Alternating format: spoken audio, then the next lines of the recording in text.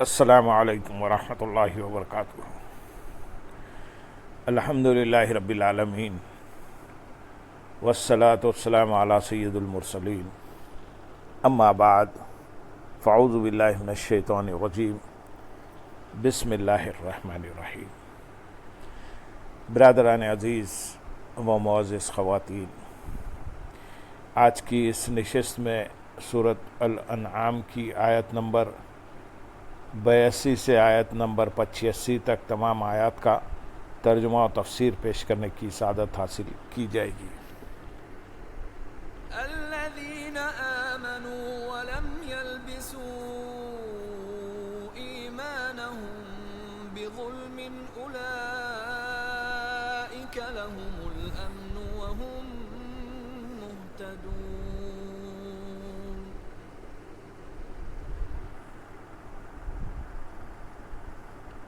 وتلك حجتنا آتيناها إبراهيم على قومه نرفع درجات من نشاء إن ربك حكيم عليم۔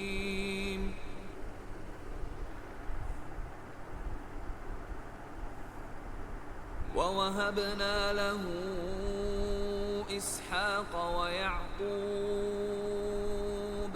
كُلًّا هَدَيْنَا وَنُوحًا هَدَيْنَا مِن قَبْلُ وَمِن ذُرِّيَّتِهِ دَاوُودَ وَسُلَيْمَانَ وَأَيُّوبَ وَيُوسُفَ وَمُوسَى وَهَارُونَ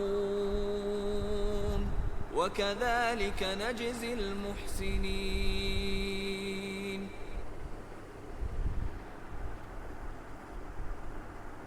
وَزَكَرِيَّا وَيَحْيَى وَعِيسَى وَإِلْيَاسَ كُلٌّ مِّنَ الصَّالِحِينَ۔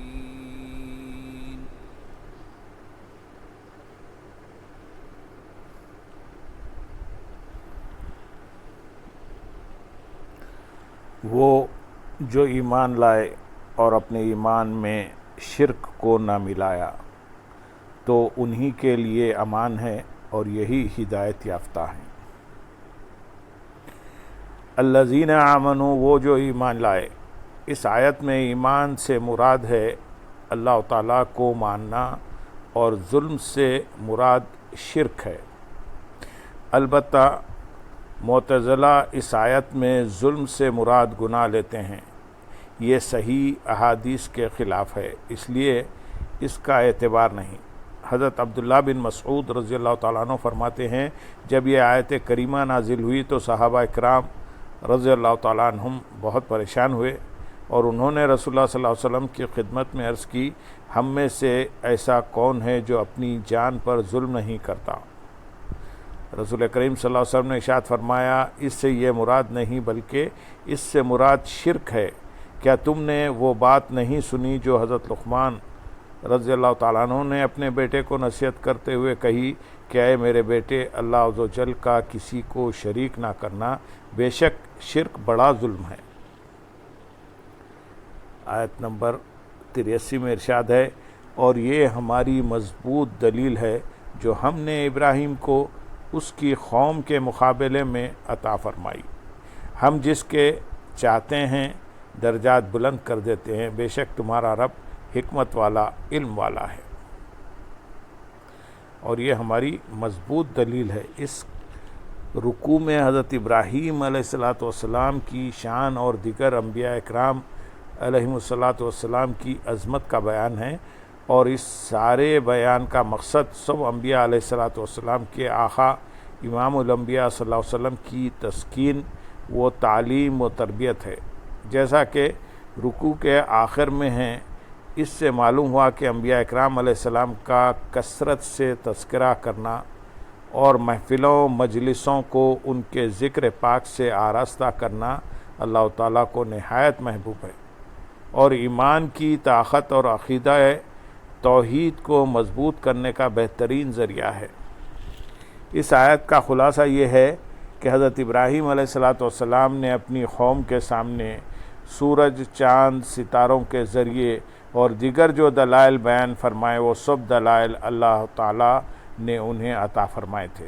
اس سے یہ بھی معلوم ہوا کہ آپ علیہ الصلوۃ والسلام کا سورج، چاند وغیرہ کو رب کہنا معاذ اللہ بطور شرک نہیں بلکہ قوم کے سامنے بطور دلیل تھا، کیونکہ اللہ عز و جل نے فرمایا کہ یہ باتیں تو ہم نے انہیں بطور دلیل کے عطا فرمائی تھی۔ آیت کے اگلے حصے میں ارشاد ہے ہم درجات بلند کرتے ہیں۔ ارشاد فرمایا کہ ہم جس کو یہ چاہتے ہیں علم، عقل، فہم اور فضیلت کے ساتھ درجات بلند کر دیتے ہیں، جیسا کہ حضرت ابراہیم علیہ السلام کے دنیا میں علم و حکمت اور نبوت کے ساتھ اور آخرت میں قرب و ثواب کے ساتھ درجہ بلند فرمائے۔ آیت نمبر 84 اور 85 میں ارشاد ہے اور ہم نے انہیں اسحاق اور یعقوب عطا کیے، ان سب کو ہم نے ہدایت دی اور ان سے پہلے نوح کو ہدایت دی اور اس کی اولاد میں سے داؤد اور سلیمان اور ایوب اور یوسف اور موسیٰ اور ہارون کو ہدایت عطا فرمائی، اور ایسا ہی ہم نیک لوگوں کو بدلہ دیتے ہیں، اور زکریا اور یحییٰ اور عیسیٰ اور الیاس کو ہدایت یافتہ بنایا، یہ سب ہمارے خاص بندوں میں سے ہیں اور ہم نے انہیں عطا فرمائے۔ حضرت ابراہیم علیہ السلام سے پہلے حضرت نوح علیہ السلام کو ہدایت کا تذکرہ کیا گیا، اور اس کے ساتھ حضرت ابراہیم علیہ السلام کی اولاد مبارکہ کا تذکرہ کیا گیا، جن کے اسماء کریمہ آیت میں بیان ہوئے۔ یہ سب حضرت ابراہیم علیہ السلام کی اولاد میں سے ہیں اور یہ ہمارے نبی ہوئے۔ حضرت ابراہیم علیہ السلام کو اللہ تعالیٰ نے یہ مقام اور مرتبہ عطا فرمایا کہ آپ کے بعد جتنے بھی انبیاء اکرام علیہ السلام مبعوث ہوئے سب آپ ہی کی اولاد سے تھے۔ چنانچہ اللہ تعالیٰ نے ارشاد فرمایا اور ہم نے اس کی اولاد میں نبوت اور کتاب رکھی۔ تفسیر بغوی اور تفسیر خازن میں ہے، کہا جاتا ہے کہ اللہ تعالیٰ نے حضرت ابراہیم علیہ السلام کے بعد جو نبی مبعوث فرمایا وہ ان کی نسل سے تھا۔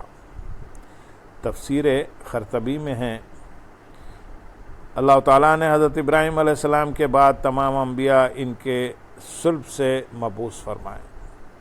تفسیر جلالین میں ہے حضرت ابراہیم علیہ السلام کے بعد تمام انبیاء ان کی اولاد میں سے تھے۔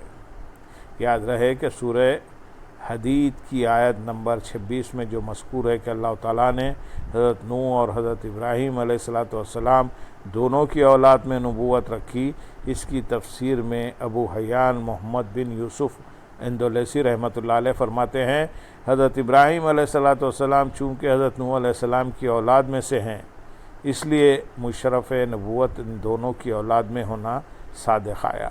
اس سے یہ بھی معلوم ہوا کہ قادیانی نبی ہرگز نہیں، کیونکہ اگر قادیانی نبی ہوتا تو حضرت ابراہیم علیہ السلام کی اولاد میں سے ہوتا۔